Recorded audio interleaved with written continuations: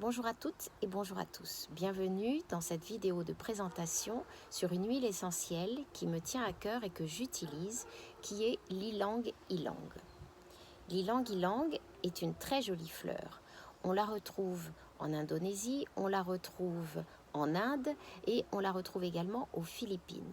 Aux Philippines, ils ont l'habitude de faire un baume qui répare, un baume qui peut être vraiment anti-inflammatoire, enfin qui va servir d'un petit peu de tout.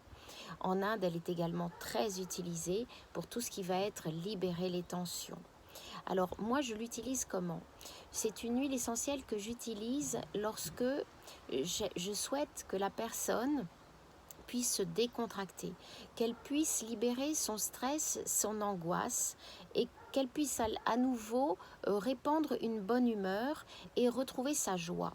En fait, il suffit de masser un petit peu avec quelques gouttes le ventre, avec bien sûr une huile neutre, et à ce moment-là, ou même la paume de la main, et à ce moment-là, tout de suite, une décontraction s'opère. Et c'est pareil, si vous avez par exemple une réunion d'affaires où vous savez qu'il y aura des hommes qui vont être peut-être dans le contrôle, qui vont être assez rigides, si vous voulez leur donner justement une note de décontraction, eh bien vous pouvez tout à fait mettre dans la pièce un diffuseur qui va diffuser l'ylang ylang, et du coup les personnes seront un petit peu moins dans le contrôle et dans la rigidité. Ça va vraiment ramener beaucoup de douceur, ça va aider, si vous voulez, comment dire, à adoucir la parole, à rendre l'esprit beaucoup plus serein et moins sur la défensive.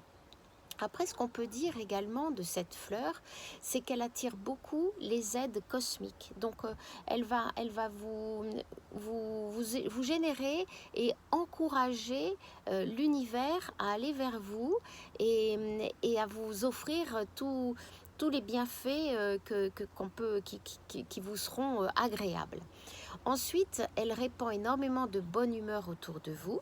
Donc ça, c'est bien. Dès lors que vous vous sentez un peu maussade, d'humeur maussade, et dès lors que vous vous sentez un peu crispé ou agacé, il vous suffit en fait de frictionner vos mains avec quelques gouttes, ainsi qu'une huile ou un onguent un peu neutre, et hop, vous respirez et tout de suite ça va décontracter.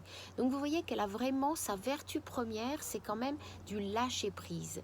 Ce lâcher prise qui va à la fois nourrir, hydrater et en même temps adoucir l'esprit, chasser les pensées négatives et surtout combattre aussi les frustrations et la colère. Elle peut être utilisée en cas de diabète et d'hypertension.